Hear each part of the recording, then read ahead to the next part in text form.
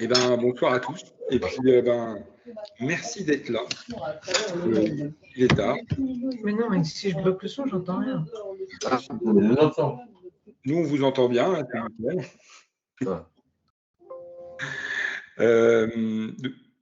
Donc, voilà, bienvenue au TT numéro 4, 4e édition, spéciale Rex. Je vais me présenter rapidement. Par contre, c'est gênant, les gens qui parlent, c'est gênant. Attends, ouais. Coupez vos micros, s'il vous plaît. Merci d'avance.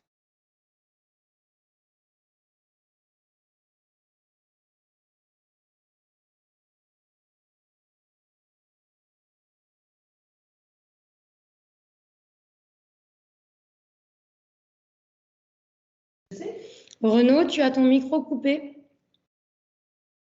Hop là, oh ben, ça alors, c'est pas pratique quand on présente. Désolé. Donc, le titre de la presse, vous l'avez vu, c'est l'histoire de la reprise d'une équipe d'infrastructure. Ça fait presque 3 ans maintenant. Alors, qui je suis? Vous avez toute ma vie sur LinkedIn et je pense pas que ça vous intéresse des masses. Vous avez mon Twitter qui est là, je poste pas beaucoup. Et je me qualifie, moi, de managing architect. C'est-à-dire, je suis un mélange d'un manager et d'un architecte technique. D'ailleurs, c'est mon passé.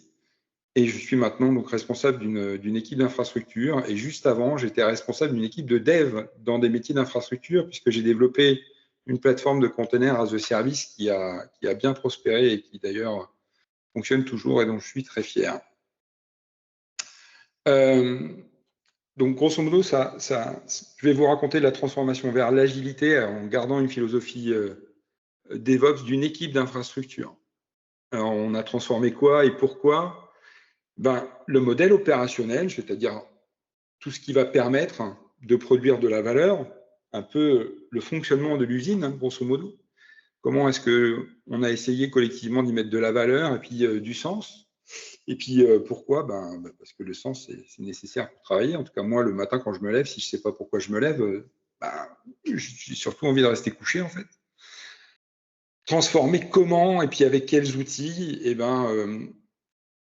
On a utilisé un modèle pour ça. On a utilisé un modèle d'infrastructure pour découper une réalité qui est complexe. On a dessus collé une organisation. On y a appliqué une méthode pour le mettre en mouvement, ce modèle. Et puis, on a gardé la boussole DevOps parce que c'est une philosophie auquel j'adhère. Allez, ça va aller vite. Donc, on y va. Ça, c'était juste l'intro. Donc, cette équipe d'infra, quand je l'ai reprise, à peu près 55 personnes quand je l'ai reprise, 70 maintenant, 3DC, 4000 machines physiques, à peu près autant de machines virtuelles. L'organisation était un peu, comment dire, j'ai été un peu surpris. Le build était séparé du run. Alors, moi, déjà, build et run, c'est des notions où j'ai du mal, mais en tout cas, il y avait des gens qui construisaient et puis des gens qui maintenaient à côté. C'est pas très DevOps, ça. Il y avait assez peu d'activités de développement logiciel, alors qu'on est un monde quand même qui se tourne vers le logiciel. Hein, et puis, David est là pour le prouver. Et puis, on était plutôt dans un troupeau de pets. Je ne sais pas si vous connaissez Pet versus Kettle. C'est vraiment, chaque machine avait son petit nom, son FQDN, on la bichonnait et puis on l'accompagnait jusqu'à sa belle mort, 10 ans passés et plus. Bref, beaucoup d'incidents avec beaucoup de solutions différentes et vraiment une entité très, très touffue en termes d'incidents et de dettes techniques, qui ne savait pas qui était son client, ou pas exactement. En tout cas, le client, le sacro-saint client, n'était pas nommé, il n'avait pas de nom. Voilà, une tétrachie de solutions, une palanquée de sujets différents et une tripotée d'incidents. Voilà, c'était ça à peu près. En revanche, une équipe au top, motivée, compétente, des experts et des gens qui croyaient encore en leur métier. Donc, quand je suis arrivé et que j'ai vu cette situation, je me suis dit, bon, merde, putain, à transformer, ça va être quand même un peu galère et à remettre ces gens-là dans l'optique de créer de la valeur. Donc, j'ai dit, moi, je faisais beaucoup la Kubicon, la DockerCon à l'époque, j'étais vraiment fan de ces écosystèmes, je le suis toujours d'ailleurs. Et puis, il dit, comme le dev mange le monde, que l'open source est en train de manger le dev et que le cloud mange tout ça, pourquoi est-ce qu'on passe pas tout directement sur AWS, Azure ou Google, hein, voilà. Et puis, bon, déjà, c'est pas trop ma tasse de thé. Et puis, surtout, qu'est-ce qu'on fait face aux géants? Du coup, j'ai un peu plus réfléchi. Parce que moi, Google, Amazon, tout ça, j'aime bien, ils sont super bien. Hein. Mais moi, ça me fait un peu chier parce que je trouve que l'infra, c'est un super terrain de jeu, c'est une compétence qui est importante à conserver. Ça donne une légitimité au système d'information et puis surtout, ça donne une liberté de décider où est-ce qu'on met nos données ou pas. Et puis, quand c'est fait intelligemment, je pense que ça a de la valeur et puis surtout beaucoup d'utilité.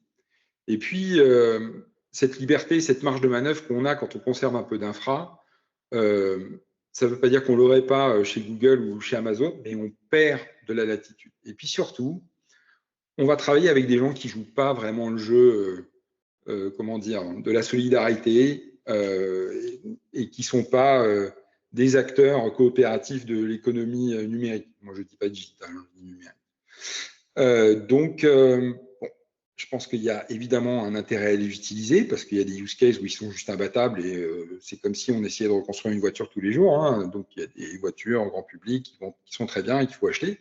Puis, il y en a d'autres de temps en temps qu'il faut créer parce qu'elles ne se vendent pas forcément dans des magasins.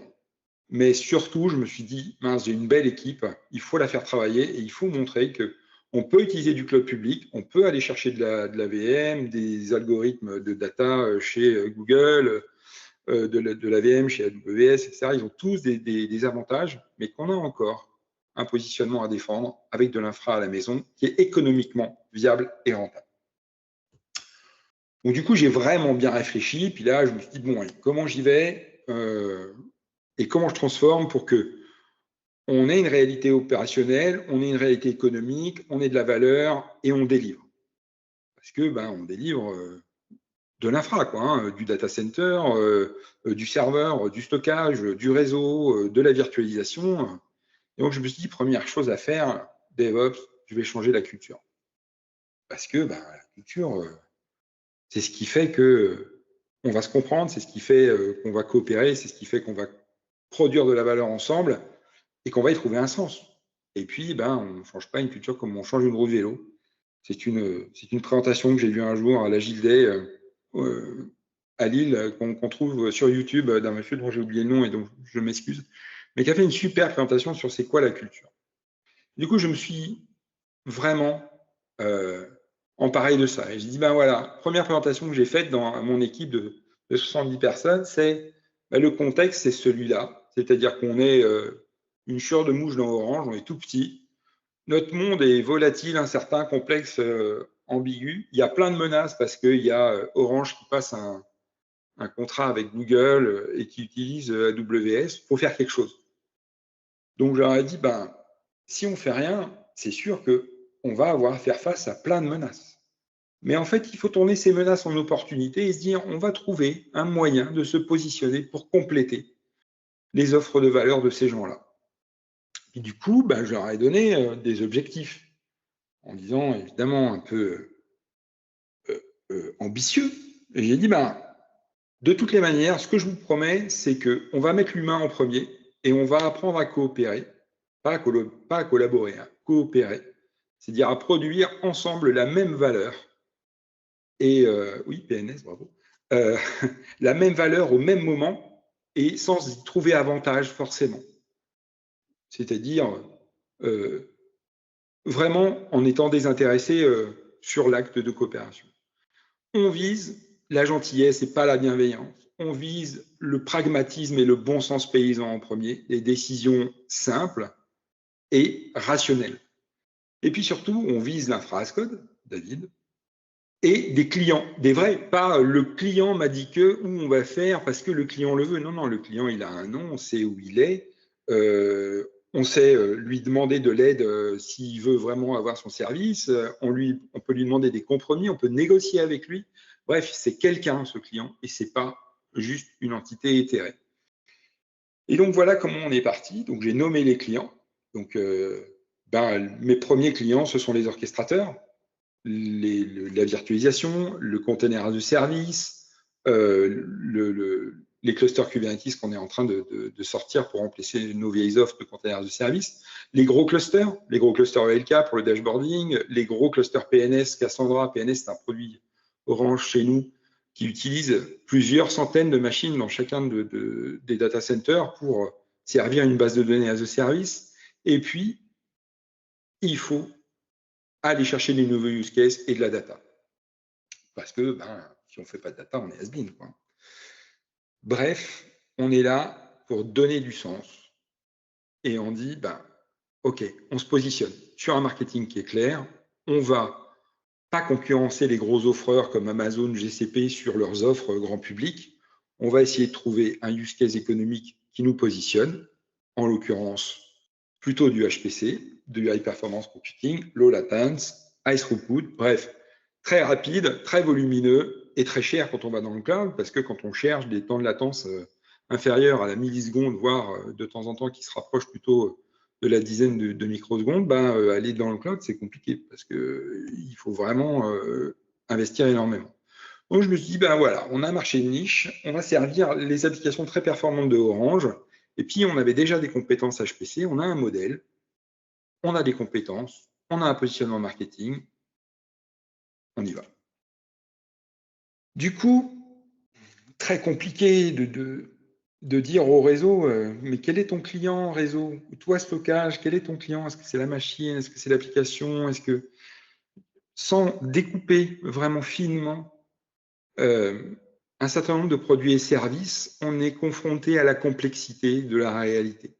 Et cette complexité, elle devient juste compliquée quand on la découpe en petits morceaux. Un truc compliqué, par exemple, c'est un porte-avions. C'est compliqué un porte-avions, mais par contre, on a un plan pour le construire. Un truc complexe, c'est un plat de spaghettis. Aller refaire exactement le même plat de spaghettis que je viens de servir, ça c'est complexe, parce qu'il n'y a pas de modèle pour le faire. Donc, pour décomposer la complexité, on le coupe en plusieurs morceaux, juste compliqués, qui s'assemblent les uns aux autres pour pouvoir délivrer la valeur qu'on attend. Et pour ça, on a créé un modèle.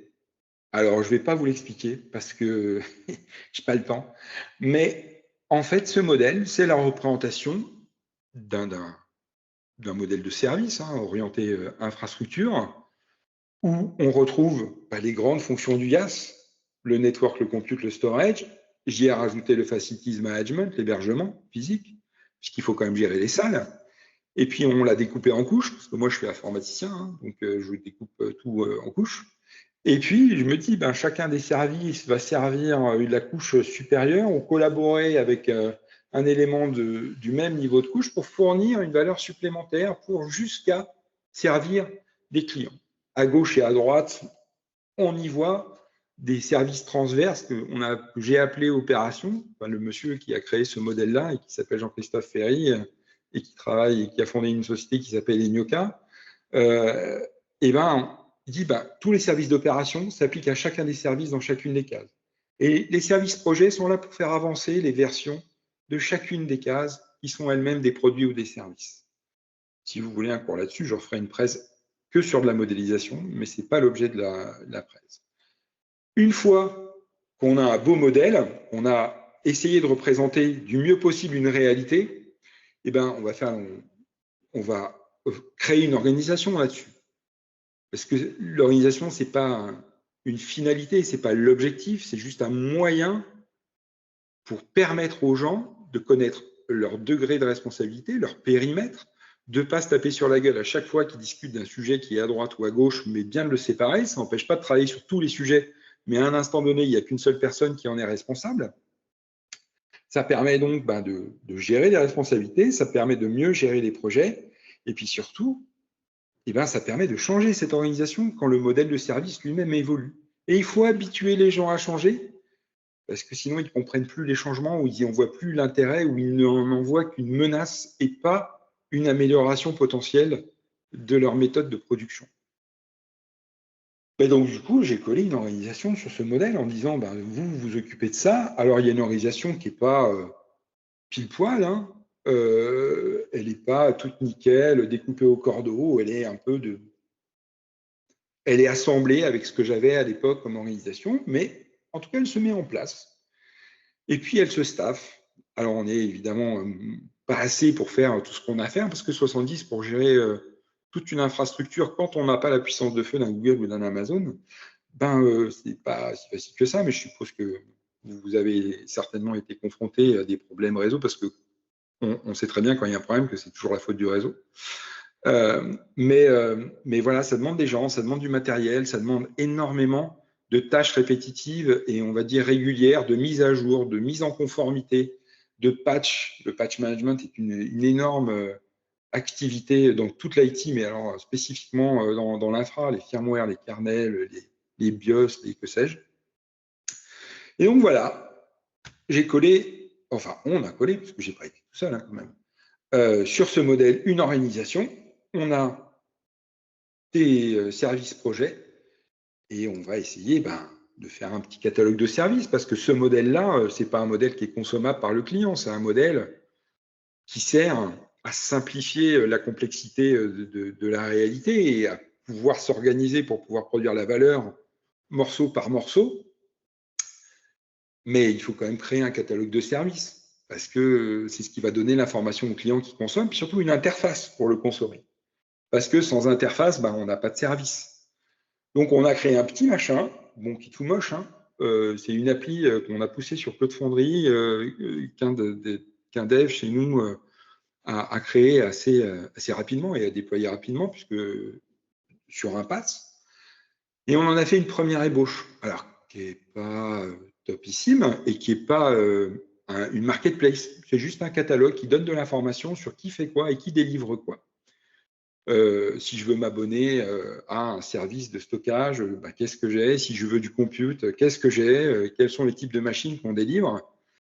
Et celles qu'on ne délivre pas, parce que celles qui ne sont pas dans le catalogue, on ne le délivre pas. Donc du coup, tous ceux qui sont arrivés avec « Ah, je veux une machine avec… » Non, non, le catalogue, il est là. Il n'y a rien dedans, tu te démerdes avec ça, puis c'est tout, parce qu'on n'a pas le temps de faire mieux. Mais en tout cas, on a commencé à communiquer sur des services clairs, et ils n'avaient jamais vu ça chez nous. Voilà. Donc rien que ça, ça a apporté un gain. On a commencé aussi à instancier des rôles, et puis on a commencé à mettre une méthodologie agile là-dedans. Parce que pour faire fonctionner quand même 70 personnes qui représentent 5 équipes, dont 2 ont des sous-équipes, tout ça dans un environnement incertain, sans savoir exactement ce qu'on sait produire à un instant donné, moi, je connais rien de mieux que l'agilité. Parce que je suis tombé dedans, pas quand j'étais petit, parce que malheureusement, quand j'étais petit, ça n'existait pas. Mais en tout cas, voilà, je sais que l'agilité, ce n'est pas une solution miracle, ça ne fait pas aller plus vite, c'est de la connerie, ce n'est pas un gadget, ça n'ouvre pas toutes les possibilités ou toutes les solutions, mais en tout cas, quand on l'utilise correctement, avec discipline, avec engagement, ça donne toujours des résultats. Et donc, on est passé de quelques équipes qui avaient soit un Kanban, soit un Scrum, à de l'agilité à l'échelle. On a nommé des PO, on a quelques Scrum Masters, on a nommé des Tech Leads, qui peuvent être d'ailleurs Scrum Masters, mais ce n'est pas souvent le cas. Et on a découpé ce catalogue de produits et services en priorité, en épique, et on a commencé à faire des incréments. Et ça nous a pris 1 an et demi. 1 an et demi pour préparer le terrain, pour amener ce modèle de service, pour commencer à découper cette réalité, pour acculturer les gens à ce changement, à changer d'organisation régulièrement, parce qu'on n'arrête pas de changer cette organisation. Il ne faut jamais s'arrêter de la faire évoluer, parce que si elle dysfonctionne, il faut trouver une autre solution. Il faut se le dire que ça ne marche pas et avancer. Et c'est ce qu'on a fait. Et puis du coup, on s'est mis à faire des boards comme ça, avec plein de post-it, avec plein de liens, c'est bien le bordel, il y en a beaucoup trop, mais c'est pas grave. Ça, c'était le premier incrément planning, on l'appelle pas PI planning, parce qu'on ne fait pas de safe, c'est une méthode un peu qu'on a inventé, dérivée de safe, parce qu'on chez Orange, on adore faire du safe, moi je le déteste, mais bon, ça c'est mon avis à moi personnel. Et du coup, on s'est timé. On s'est timé en 4 sprints de 3 semaines, avec un sprint-off pour préparer le suivant. Bref, on a des itérations de 3 mois et on commence à avoir une vraie coopération. C'est-à-dire à vraiment voir des gens qui attendent des résultats d'une autre équipe plutôt que de faire eux-mêmes. On gagne du temps, on apprend la confiance, on commence à former une vraie équipe alors qu'avant, on était une réunion de différentes équipes. Et là, maintenant, il y a une vraie identité, on a un logo, on a ce genre de détails qui paraissent débiles, mais qui sont super importants. Et surtout, nos rôles agiles commencent vraiment à s'incarner et ça commence à très bien fonctionner. Et quand ça commence, il ne faut surtout pas lâcher l'affaire. Parce que la destination, ce n'est pas l'important, c'est le chemin qu'on prend. Et on sait qu'il est très, très long. Qu'est-ce que ça nous a apporté, cette agilité à l'infra? Ça a visibilisé nos offres. On a invité nos clients à venir réfléchir avec nous. On a du coup commencé à mieux maîtriser notre delivery, c'est-à-dire ce qu'on allait délivrer, évidemment en prenant en compte les aléas, parce que la prod passe avant tout. Et puis cette meilleure dynamique d'équipe que je viens de dire, et puis surtout une meilleure coordination, un meilleur dialogue entre les équipes, voire on a inventé le dialogue entre les équipes. Et puis surtout, on l'a fait toujours avec la boussole DevOps, c'est-à-dire ça fait presque 3 ans maintenant qu'on travaille sur la culture, et là maintenant on va passer à une phase où on va commencer à travailler sur la mesure et le partage. On a amené à créer ce qu'il y avait avant, mais moins objectivé ou moins clair sur des périmètres beaucoup moins stables, des gens à constituer des équipes éphémères. On ne va pas les appeler des feature teams, parce que c'est un gros mot pour l'instant, mais en tout cas, on a des petites équipes pluridisciplinaires qui se créent le temps d'un projet pour délivrer des features. On commence à parler plus fonctionnel, alors qu'avant, on disait bit de gauche, bit de droite, machin. Non, maintenant, on dit on sert qui, on sert quoi, et c'est quoi la fonction qu'on lui amène, c'est quoi la valeur qu'on lui amène. Difficile de tourner des équipes d'infrastructure vers la valeur, parce qu'elles sont loin du business, et pourtant, leur activité est un business. Et puis surtout, ça nous a permis de renoncer, en disant on ne fait pas ça, on arrête ça. C'était une offre, mais ça n'existe plus, on ne le fait plus. Et ça a fait chier bien des gens. Mais en même temps, ça nous a permis de refinancer la dette technique. On est passé, par exemple, de 600 types de serveurs dans nos data centers, 600 sur 4000 machines, vous imaginez la diversité des configurations, à 6 types de serveurs. Ça nous a permis d'industrialiser ce provisioning de serveurs, et puis ça nous a permis d'enlever tous les vieux serveurs qu'on avait à droite à gauche qui ne servaient plus à rien. Puis surtout, on a gagné du temps et de l'argent, on a provisionné moins de serveurs, on les a envoyés plus sur les ressources partagées, et du coup, on arrive à remplacer des switches qui ont 15 ans, on arrive à avoir du pognon pour faire ça. Avant, on n'y arrivait jamais, on courait tout le temps après cette dette technique. Ça nous a amené aussi les priorisations. Ça nous a permis d'aller à l'essentiel en disant mais tu ne vas pas avoir besoin de ça. Est-ce que tu as vraiment besoin de ce détail-là parce que ce détail-là nous coûte plus cher que la quasi-totalité de la fonction ou de la valeur que tu veux qu'on délivre? Est-ce que tu ne veux pas qu'on la mette plus tard? Et puis si tu en as encore besoin, ça nous a permis encore une fois de gagner du temps, de faire des choses plus simples, de décommissionner, de simplifier un truc qui était vraiment un nœud gordien, on ne savait pas par quel bout le prendre. On l'a tranché, on a pris un bout, on commence à tirer et on commence à avoir des résultats. Je discutais encore avec une de nos clientes qui disait « Purée, ça fait 3 mois que je n'ai pas eu un incident réseau. » Et c'est cool. Et vraiment, on voit l'amélioration. La plus belle des améliorations et la plus belle des victoires que ça a apporté, c'est le fait qu'on devienne une équipe. Que les renoncements, on les fasse ensemble, même s'ils nous font mal, même à nous. On partage les avancées de chacun des projets, on partage les méthodes qu'on utilise, on les met en commun et on les fait fructifier. Et pourtant, on a eu des crises affreuses. On a eu une crise de nos load balancers qui était arrivée au bout de leur capacité. On a été obligé de fermer des sites entiers le temps de réparer, on a ralenti le business, on a ralenti les projets, et pourtant, rien n'a craqué. On a tenu bon, on a expliqué ce qu'on allait faire, on a été transparent, on a invité nos clients à voir la misère dans laquelle on était, à nous aider, et ils l'ont fait. Ils nous ont facilité la vie, ils ont pas, comment dire, ils nous ont pas mis une pression excessive, même s'ils n'étaient pas très contents, et je peux les comprendre. En tout cas, tout ça amène à vraiment qu'on devienne une équipe, et une équipe plus forte, et une équipe au service d'autres équipes qui le voient, le reconnaissent, et du coup s'en saisissent, et travaillent avec nous beaucoup plus simplement qu'avant. On n'est plus une boîte noire juste qui sert à rien, quoi, parce que c'est toujours la faute du réseau. Alors que maintenant, quand c'est la faute du réseau, ils le savent, ils savent ce qu'il y a déconné, ils savent ce qu'on va faire pour le résoudre, ils savent à peu près le temps que ça va prendre, et qu'en attendant, on leur demande des efforts, et ils les font. Et ça, c'est juste, c'est top, quoi.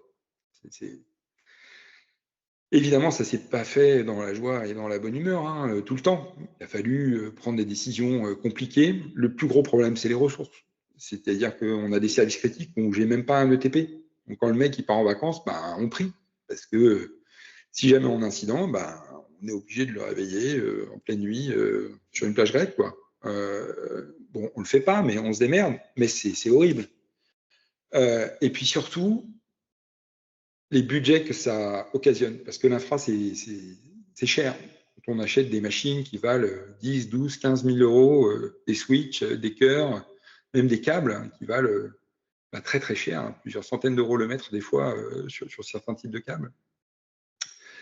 Et ça coûte beaucoup d'argent. Il faut expliquer la valeur de tout ça, et les ROI, il y a un vrai, une vraie explication financière, et il ne faut jamais la perdre de vue, parce que le KPI universel, c'est l'euro chez nous. L'euro ou le dollar, peu importe, mais la monnaie. Et ça, c'est un KPI qui est indiscutable. Tu l'as ou tu l'as pas, en fait. Hein. Et puis, si tu l'as pas et que tu vas le chercher, il faut expliquer ce que tu vas donner en échange, quoi. Et puis, évidemment, il y a eu les aléas politiques, la réorganisation qu'on vit en ce moment chez Orange, qui amène encore plus d'incertitude dans l'incertitude. Il y a des aléas politiques qui remettent certaines de nos actions en cause, notamment, évidemment, on amène du cloud provider grand public. Quand on fait de l'infra, c'est un petit peu inquiétant. Moi, ça ne m'inquiète pas, mais en tout cas, les gens, ça les inquiète, quoi. Et puis surtout, les grandes difficultés qu'on connaît et qu'on expérimente, ce sont des difficultés humaines, de la résistance au changement, de la perte de repères. Il faut énormément accompagner, il faut vraiment expliquer, il faut y aller vraiment à fond pour que chacun se sente investi d'une partie de la responsabilité collective qu'on amène pour pouvoir positionner les gens qui ne soient pas en perte de repères, qui sachent pourquoi ils sont là, comment ils aident l'équipe. Ça, c'est la base. Et pour ceux qui résistent, plutôt que de leur taper dessus bêtement, je t'entends des fois, leur expliquer, continuer à leur montrer que ça marche, que réfléchir avant d'agir, c'est le bien, c'est ce qu'il faut faire. Et c'est ce qu'on continue à faire, et c'est ce qu'on ne va pas arrêter de faire dans les mois et les années qui viennent. Moi, la conclusion que je donne à tout ça, c'est qu'il faut s'adapter tout le temps. Il faut s'adapter à l'intérieur de son organisation, son entreprise, petite ou grande, et quand elle change, les petites changent encore plus vite que les grandes. Et puis, il faut prouver du coup qu'on est agile. Là, les gros enjeux, la pénurie, on va dire la disette de matériel, le coût que ça va générer, le réagencement des priorités, encore une fois, on va prouver qu'on est agile et puis qu'on est performant dans un contexte qui est encore plus compliqué. Et puis, on va continuer à parfaire nos actions engagées. On va encore plus décrire le modèle. Chacune des équipes maintenant s'en est saisie. Chacune des équipes commence à le détailler. Presque 3 ans, hein, c'est long, hein, mais c'est normal. Et puis, on va pratiquer notre méthode, on va la raffermir, on va lui donner une fluidité, comme les Japonais disent, shuari.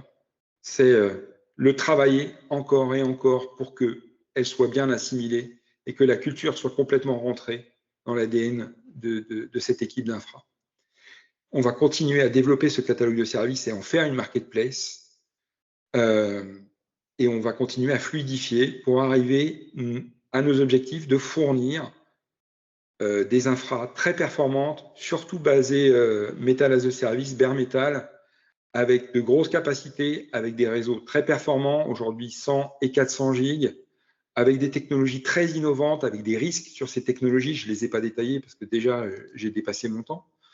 Mais en tout cas, on ne va pas lâcher l'affaire et puis on va prouver qu'on a une place parmi les grands offreurs et qu'on donne une voie de transformation supplémentaire à la grosse entreprise, le mammouth qui est Orange.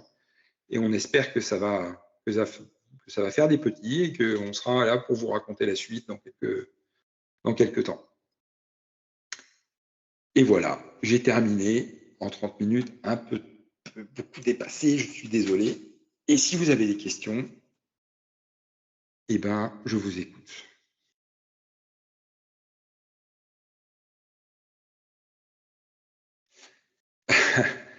Oui. Très belle présentation, en tout cas, merci.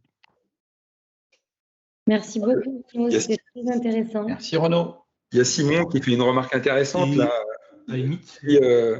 Je vais dire quelque chose de très triste chez Orange, mais qui est hélas vrai. C'est très bien de vouloir diffuser la culture de former. Le turnover est très grand et Orange ne staffe pas en interne. C'est tout à fait vrai. Mais néanmoins, c'est pas pour ça qu'il faut s'arrêter. Il faut aussi s'adapter. Par contre, je vais peut-être prendre 2 secondes pour partager mon point de vue, parce que moi j'étais de l'autre côté, donc équipe développement PNS. Ah bah oui. Donc j'étais sur l'équipe Please, en fait, le composant d'injection batch. Mmh. Et on ressentait aussi de côté infra, c'est-à-dire on était assez impliqué dans l'infra, notamment on était responsable de nos releases en tant que dev. Tout à fait. Et ça, c'est vraiment quelque chose qui est très très appréciable et qui devrait être beaucoup plus mis en avant. Et ouais, et c'est là où j'ai tout appris en infrastructure as code, etc. Parce que j'ai passé 1-2 mois dans les bureaux Ops, alors que j'avais un profil pur dev à la base. Et donc ça a permis de sensibiliser et de justement voir un petit peu les problèmes, comme tu dis, de l'autre côté de la barrière de l'infra. Et pas juste traiter l'infra comme un service comme un autre, quoi. Ben, c'est l'objectif, de le traiter comme un service comme un autre. Mais, oui, non, mais dans le sens de le traiter comme un de nos services essentiels et pas juste c'est le problème de quelqu'un d'autre, quoi. Exactement, on est d'accord. Ah ouais. Mais en tout cas, c'est vrai que le turnover est important, mais ça, c'est le marché qui veut ça et toutes les entreprises y sont soumises. Ouais, Orange plus particulièrement, parce qu'ils ont des politiques internes, tu les connais aussi bien que moi, hein, mais qui sont vraiment... On a des gens qui sont assez cruciaux dans l'infra. On a notamment le PPFS de PNS qui est un externe, par exemple. Ouais, mais clairement, il y a des services critiques. Alors, pour vous donner une idée, moi, dans mon équipe, j'ai 70% d'externes. Voilà. Et encore, tu n'as pas le plus haut taux. J'ai un des plus gros taux, en fait. Côté PNS, c'était le cas sur toutes les équipes après. Hein. Ouais, mais il y a eu pas mal d'internalisation aussi, quand même. Mais ils sont tous partis. C'est ça qui est gênant. Mais ouais, c'est une difficulté. C'est le marché. Le turnover, il est présent partout. Et en fait, l'objectif, c'est de se prémunir de ça parce que personne n'est indispensable. Il faut justement s'armer pour ne pas subir ces aléas, mais s'y préparer. Et en tant que manager de ces personnes-là, pour moi, c'est une complexité et une assurance qu'il faut prendre. Et la doc et le modèle de service et le fait de réduire la taille des composants permet de mitiger ce risque énormément, même si humainement, c'est très difficile à vivre, je te le concède. Voilà. Et Orange n'est pas un modèle là-dessus, je suis d'accord avec toi. Mais c'est quand même une bonne boîte. Enfin, moi, je trouve. Merci en tout cas, Simon. Orange, c'est peut-être pas un modèle, mais c'est pas une exception non plus. Hein. C'est la vraie vie, ça existe partout. Ouais. Des taux d'externes dans les sociétés. Je pense que aujourd'hui, tous ceux qui participent à ce meeting peuvent témoigner. C'est la vraie vie. Alors après, maintenant, chez Clanic, on ne va pas critiquer parce que c'est notre pain. Mais oui. Une remarque quand même, Renaud. Ouais. Une remarque que m'a fait Jessica, tu dessines beaucoup mieux que moi. Tes dessins sont vraiment superbes. Et donc elle m'a demandé de m'apprendre à en faire parce que visiblement, moi, mes crobards, ils sont pas beaux. Voilà. Bon, on verra ça ensemble. Alors. Voilà. Non, mais bon, de toute façon, on a sensiblement, toi et moi, vécu un peu la même chose. Hein, moi, lors de mon ancien métier, c'est vrai que c'est compliqué, mais là où je pense que c'est vraiment la bonne voie, et tu l'as bien répété, c'est la méthode qui est importante. Parce qu'après, les technos, on va pas se mentir, Renaud, on n'est pas des Jones non plus. Les technos, on en a vu plein. Les technos, elles bougent. Le management aussi, il bouge.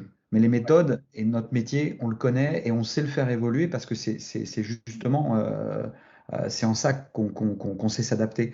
Moi, je pense qu'une fois que les gens ont les bonnes méthodes de travail, ont les bonnes organisations, peu importe les technos qu'on utilise. Demain, ton organisation, elle peut très bien s'adapter à du cloud public si ça devient une nécessité, C'est pour ça que je suis pas pour inquiet. des décisions politiques ou tout ça. Moi, je pense que ce que tu as monté, c'est complètement apte à s'adapter à n'importe quoi. C'est exactement fait pour ça. Hein. C'est pouvoir décoller la couche physique et demain pouvoir la gérer aussi bien, voire mieux, parce qu'il y a plus de possibilités.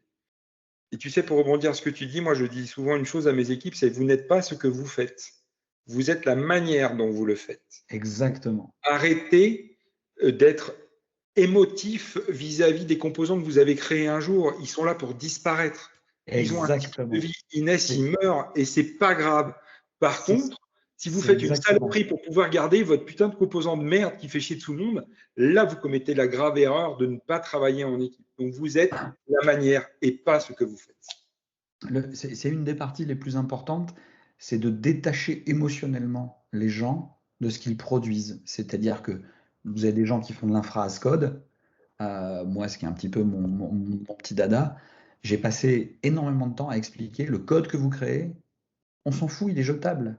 Vous le jetterez. Il y a du darwinisme, on va le faire évoluer constamment. Ne vous attachez pas. Ça, c'est un petit peu le biais, notamment des gens qui viennent d'Unix avec les scripts, qui sont très attachés à leurs scripts ou très attachés à ce qu'ils ont réussi à créer, alors qu'il ne faut pas, en fait.